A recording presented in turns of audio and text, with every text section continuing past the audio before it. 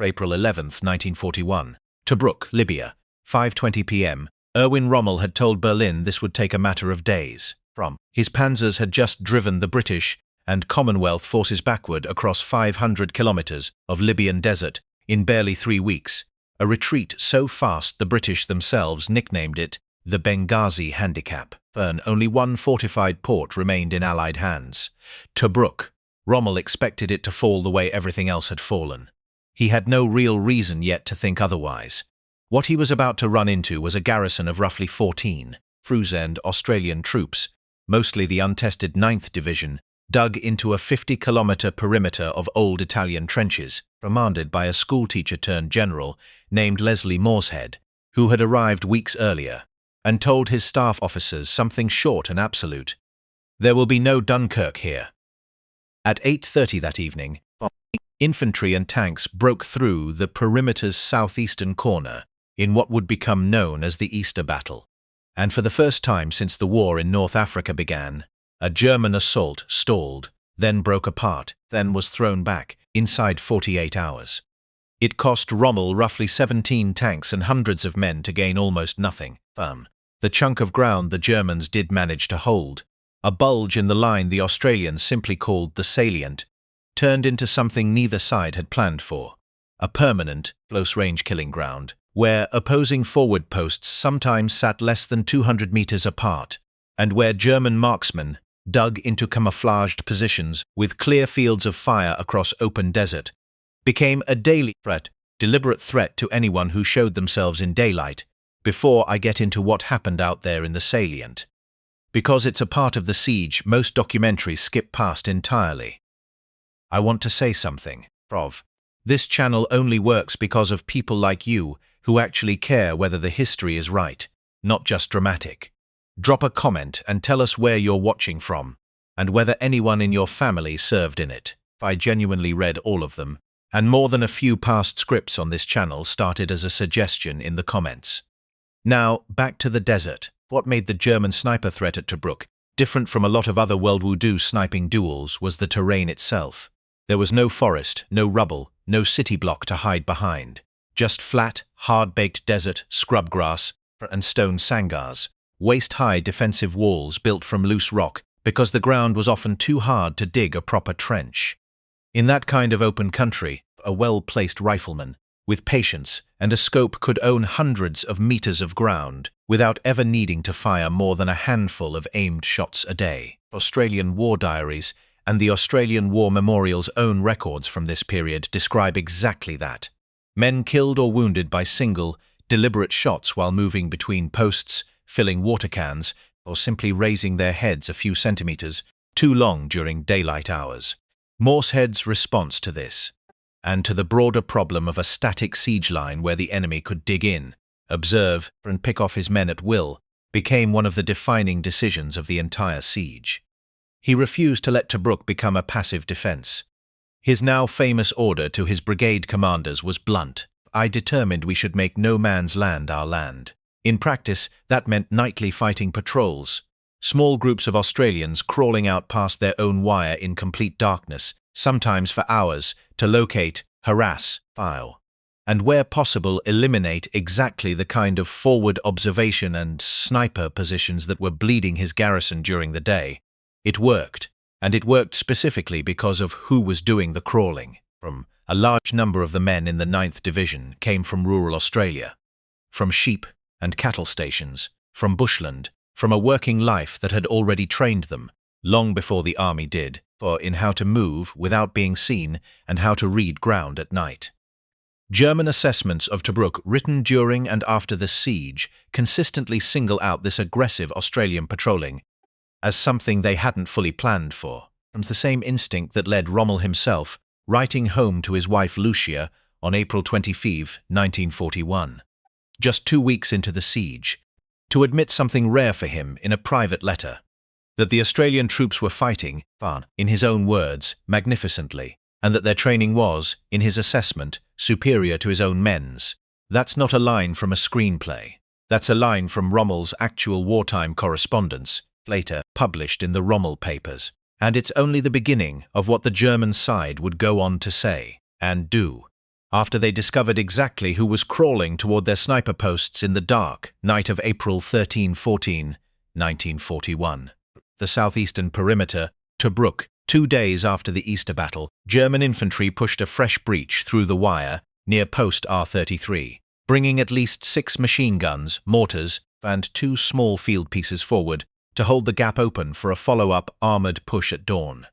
A single officer and 5 privates from the 217th Battalion were ordered to clear it with bayonets before first light. One of those 5 privates was 26-year-old Corporal John Hurst Edmondson, a produce merchant from Liverpool, New South Wales. In the charge that followed, Edmondson was shot through the neck and the stomach. He kept moving. When his officer went down under 2 German soldiers, pinned and calling for help, Edmondson, bleeding from both wounds, closed the distance and killed both men to save him. He died of his injuries a short time later. For that action, John Edmondson became the first Australian to receive the Victoria Cross in the Second World War.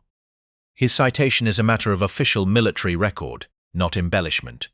What the Edmondson action tells you, alongside the German breach it was fighting to seal, is what kind of pressure the German forward positions were already putting on the perimeter within the siege's first 72 hours. Machine guns, mortars, and increasingly, for aimed rifle fire from men who had time to dig in and observe. By late April, that pressure had a name among the Australians holding the line: the salient. A bulge of ground the Germans had taken and refused to give back, in places barely a few hundred meters from the Australian posts. Corporal Geoffrey Lowe of the 212th Battalion, who served in it, summed up daily life there in 5 blunt words that the Australian War Memorial still quotes today. "You couldn't move in daytime, you'd be shot." That sentence is the whole German sniper problem at Tobruk, told from the receiving end. It wasn't dramatic, it was procedural. A man exposed himself for 2 or 3 seconds, reaching for a water tin, adjusting a sandbag, glancing over a parapet, and somewhere across that flat, shadeless ground, a German rifleman with a scoped Kar 98K and nothing else to do all day took the shot. There was no warning shout, no artillery barrage to announce it was coming. Just silence, then a single crack, then one more name on the following morning's casualty list. Morsehead's answer to this wasn't defensive. It was, by his own words, exactly the opposite. "From the first day I determined that no man's land would be our land." Every night, regardless of casualties from the night before, patrols went out past the wire and the anti-tank ditch into the dark. Sometimes a handful of men, sometimes a full platoon backed by Bren carriers, hunting the exact forward posts, listening posts and sniper hides that made aid lights so dangerous. Sergeant Jack Tex Weston of the same battalion, Edmondson, served led 23 of these patrols in the salient, alone before the end of July 1941, work specifically cited in his Distinguished Conduct Medal recommendation for its precision and navigation in complete darkness. Lieutenant William Horace Noyes, in one raid, stalked and destroyed 3 light tanks with an NCO at his side, then led a bayonet charge that overran a German post defended by roughly 130 men along with its machine guns and anti-tank guns, earning the Military Cross for it. This is where the story stops being about individual snipers and starts being about doctrine. German forward positions in the salient weren't undone by a single dramatic duel between one Australian and one enemy marksman. They were undone by a deliberate nightly repeated campaign. Australians using bushcraft, compass bearings, and pure nerve to close on positions that German riflemen believed were safe precisely because no sane infantry doctrine sent men crawling toward a fortified post in pitch darkness, night after night, for 8 straight months. For its worth, being honest about something here too, because getting this right matters more than making it dramatic. There is no single verified quote from a named German sniper describing what it was like to be hunted this way. What exists instead is something arguably more convincing: official German assessments, prisoner interrogation reports, and Rommel's own private correspondence, all converging on the same conclusion about the men doing the hunting. And that conclusion is where this story is headed next, into what the German High Command actually put in writing about the Australians, who turned their own sniper war back on them. December 10, 1941. The Tobruk perimeter, 8 months into the siege. By the time the siege was finally lifted in early December 1941, after Operation Crusader forced Rommel to pull back, and the last Australian units were withdrawn on December 16th, the numbers told their own story. Third, the garrison had suffered roughly 3,000 Australian casualties over 8 months of shelling, bombing, and the grinding nightly patrol war along the Red Line and the salient. German and Italian losses in the same period ran considerably higher. Over 12,000 combined casualties by most tallies, alongside a stalled campaign that Hitler and Rommel had originally expected to be finished in a matter of days back in April. So, what did the Germans actually say about the men they'd been fighting? The ones who kept crawling toward their forward posts in the dark, who kept the daylight sniper war from ever becoming one-sided. But the honest answer isn't a single quote plucked from a dying man's diary. It's something built out of paper, private letters, official assessments, and post-war military histories, all pointing the same direction. Erwin Rommel himself is the clearest voice on record. Writing home to his wife Lucia on April 25, 1941, barely 2 weeks after the Easter Battle and the Edmondson action, he admitted something few German commanders were saying about any Allied troops that early in the Desert War, that the Australians were fighting magnificently and that in his own assessment their training exceeded that of his own men. That's not a translated fragment or a second-hand retelling. It's preserved in Rommel's own wartime correspondence, later published in the Rommel Papers, FAD, edited by B.H. Liddell Hart. He went further when describing Australian prisoners taken during the fighting, men he encountered in person during the siege. In his own writing, later published in the German edition Krieg ohne Hass, Rommel described them as immensely big and powerful men who, without question, represented an elite formation of the British Empire, a quality he noted was just as evident in how they fought as in how they looked standing in front of him under guard. Whatever else Rommel got wrong at Tobruk, and he got the timeline badly wrong for expecting days instead of months, he did not get that assessment wrong. He wrote it down while the siege was still going against him, with no reason to flatter an enemy he was actively trying to defeat. From the broader German military post-mortem on Tobruk, written up after the war by officers who had served there, adds the piece Rommel's letters don't fully capture, that the Australian 9th Division was, or in the words used by more than one post-war German account, the first genuinely capable enemy the Wehrmacht had faced, at length since the invasion of Poland.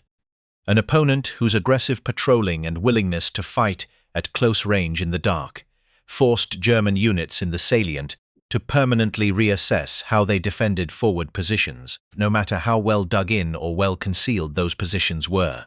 That's the real answer to what this story set out to find.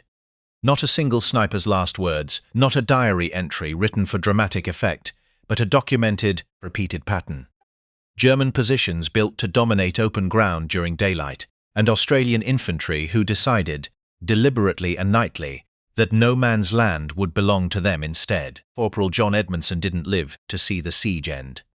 Corporal Geoffrey Lowe's 5 blunt words about not being able to move in daylight were still true on the last day of the siege as they were on the first. Sergeant Jack Weston walked out of Tobruk after 23 patrols in the salient and went on, like many of the 9th Division, to fight again at El Alamein the following year. What connects all of it? Edmondson's bayonet charge, Weston's night patrols, Noy's raid on a fortified post, and Rommel's own private letter to his wife. Is the same conclusion arrived at from opposite sides of the wire, that the Australians holding Tobruk had turned a defensive siege into something closer to a hunting ground of their own, and that the German soldiers who came to dominate that empty stretch of desert with a rifle scope found, more often than their command expected, that the empty stretch of desert was hunting them back. That's the story this channel exists to tell. Not the recycled Hollywood version, but the one sitting in war diaries, official citations from, and letters men wrote home not knowing anyone but their families would ever read them. If that's what brought you here today, it's exactly what's coming next. Drop a comment and tell us where you're watching from, and whether anyone in your family served in it. I read every single one, and this history stays alive because people like you keep asking for it straight.